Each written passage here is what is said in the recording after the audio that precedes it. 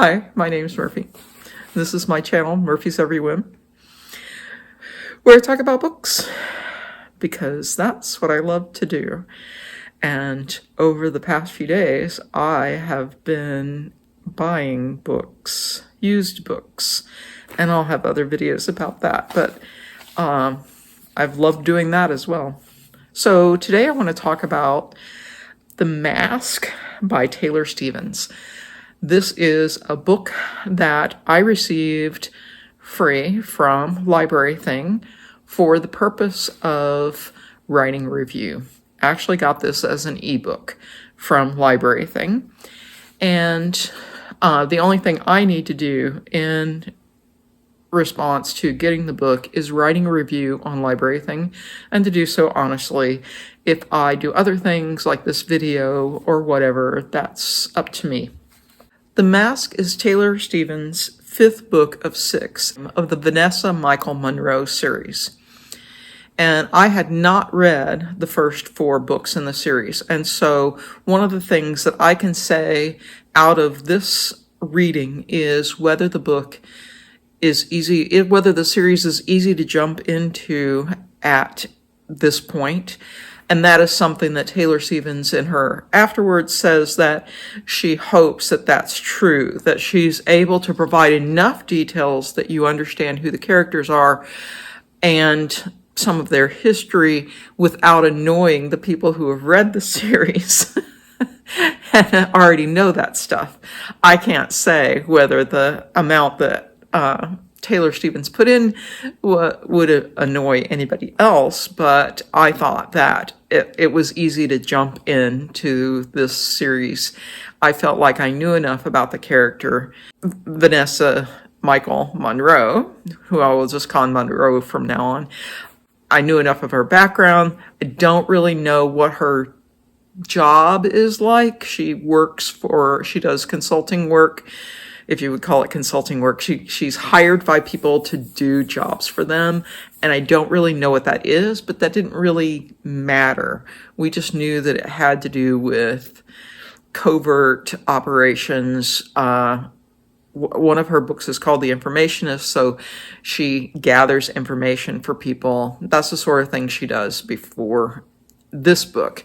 In this book, The Mask, she goes to Japan to stay with a very close friend and lover of hers, and he takes care of her to a certain extent, but he has a job in Japan that he's doing. He works for a company that it thinks that they have somebody inside the company doing corporate espionage, and he is trying to find out who that is. And his name is Miles Bradford, and they've known each other a long time. He owns a company that I guess has sometimes hired Munroe in the background, but we don't know how Bradford and Munroe got together. We know that their relationship has been on hiatus for a while, but that's about all we know. Munroe just got off of a job where things didn't go well. She really needs a rest, and so she's in Japan just staying at Bradford's apartment. Bradford goes into work every day. After a while, they buy Munroe a motorcycle so she can get around on her own, and Bradford can have his own car.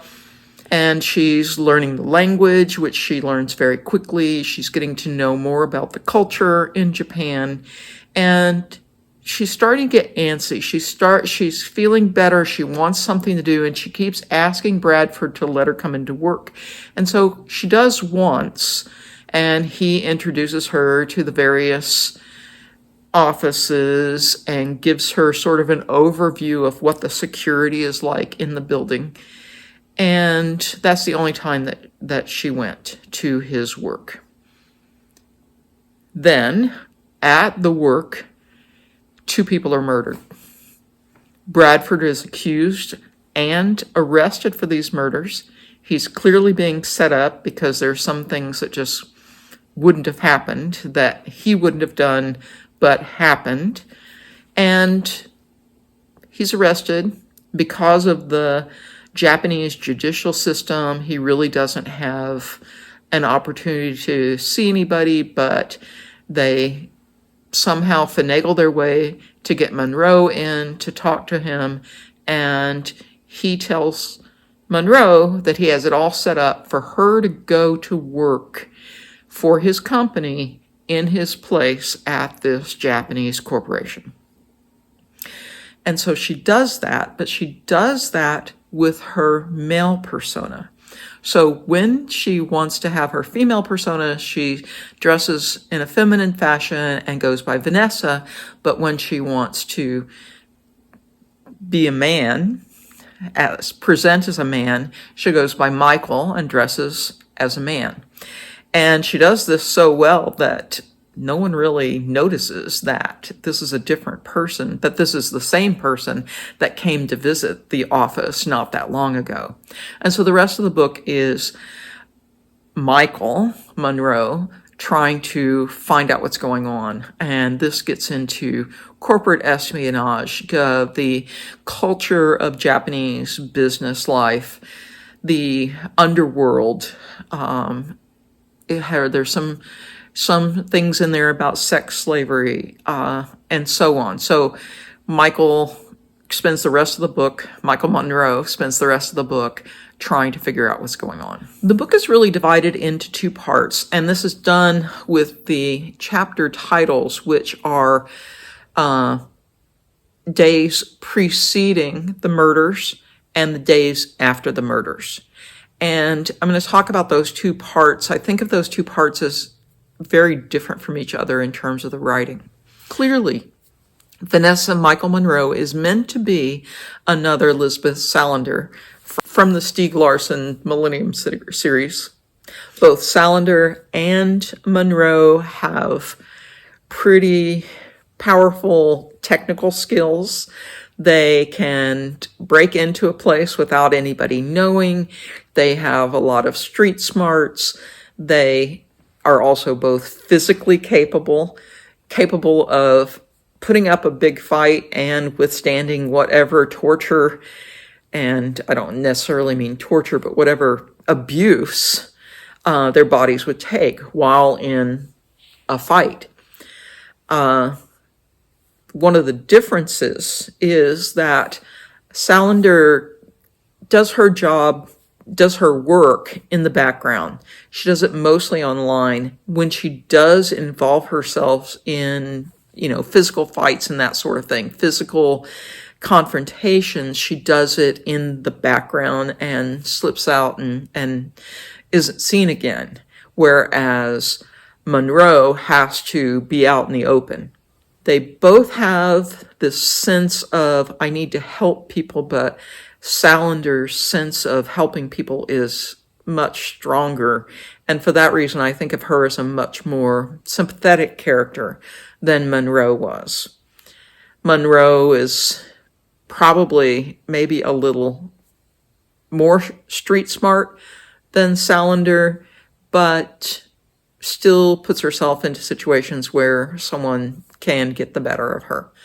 I would say that the book was very enjoyable. I did dive into it, but I struggle a lot with the first part of the book.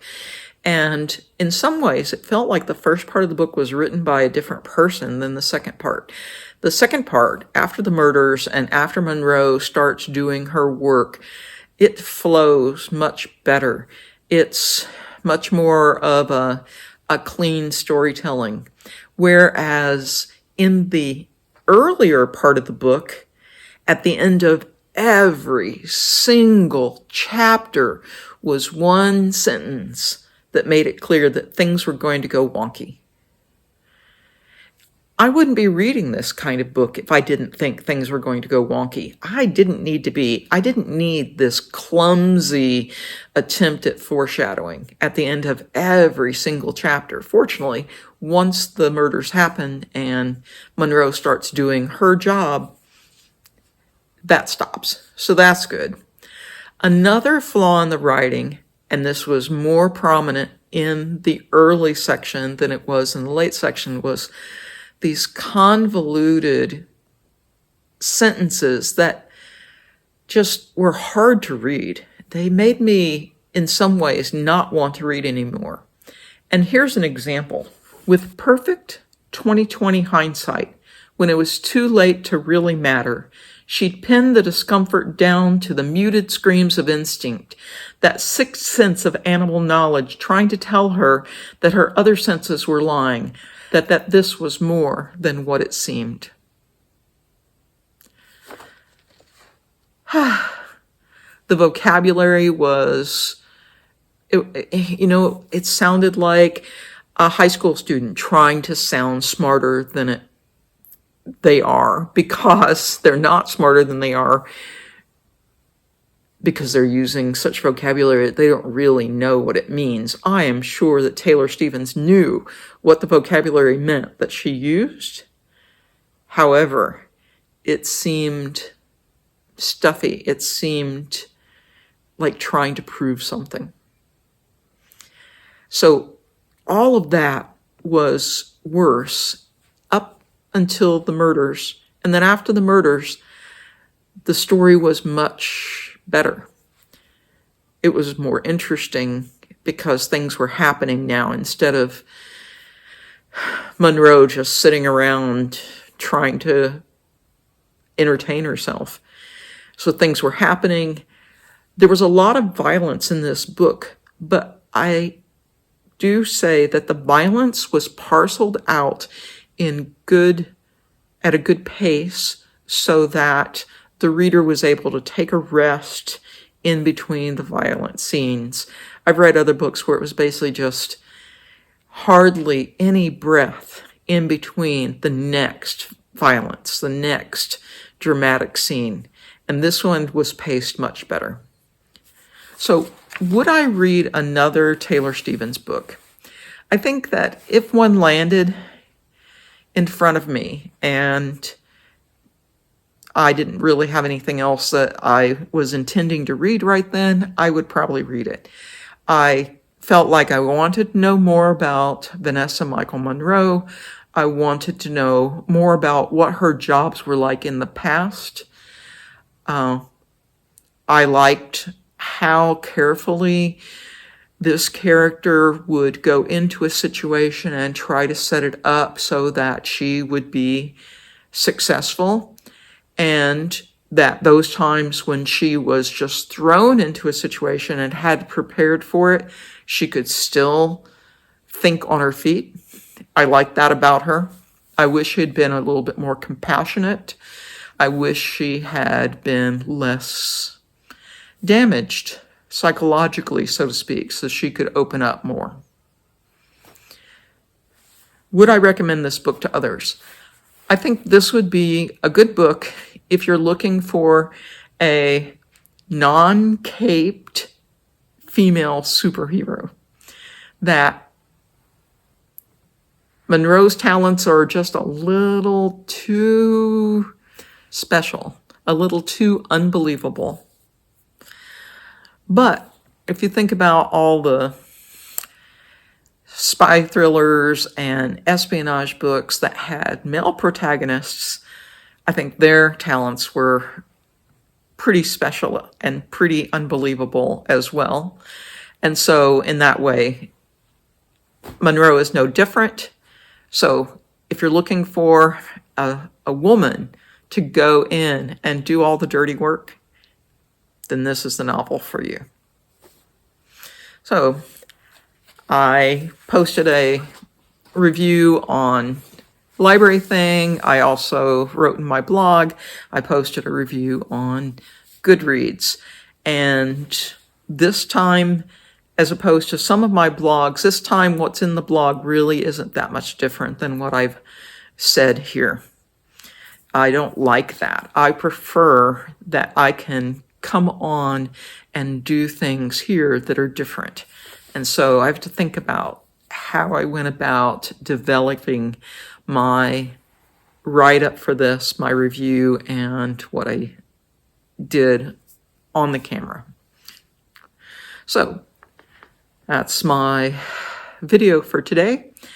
I hope you found some interesting and useful information in it. I hope to see you next time. Take care. Hi, I'm Murphy, and this is my channel, Murphy's Every Whim, where my camera is crooked, because I love to talk about books. I'm not sure I love making a bunch of videos in one day, and I can't seem to point in a direction where my glasses don't have lights. With perfect...